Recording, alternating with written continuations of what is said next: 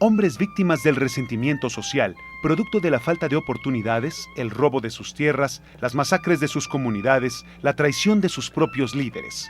Con la histórica promesa de un cambio que nunca llega, el deseo de libertad y de justicia se encuentra encapsulado en su pensamiento histórico colectivo. La consecuencia, una olla a punto de explotar. Mujeres que resisten, que siembran, que abrazan, que construyen y alimentan, que curan, que escuchan, que cantan. Madre, hermana, esposa, compañera, guerreras.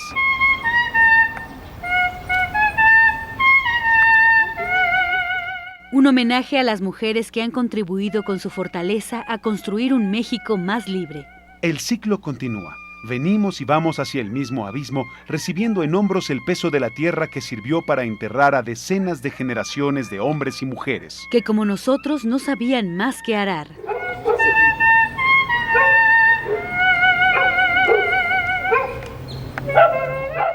La compañía Contempo Danza alza su voz y se expresa a través del lenguaje dancístico. Con una estructura coreográfica planteada como un mosaico de propuestas creativas realizadas por los coreógrafos Marely Romero, Hugo Ruiz e Itzel Zabaleta.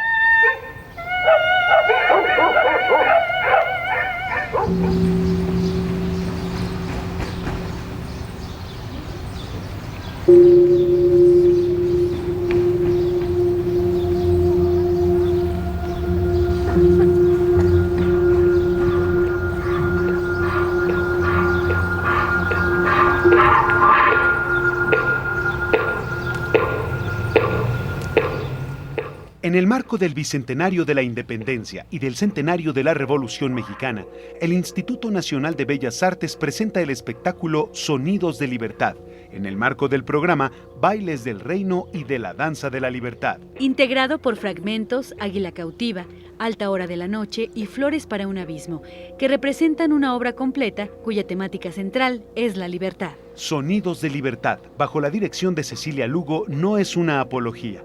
Es una reflexión crítica sobre el ser mexicano el día de hoy ante la inminencia de una celebración que exige una conciencia social frente al devenir histórico del mexicano.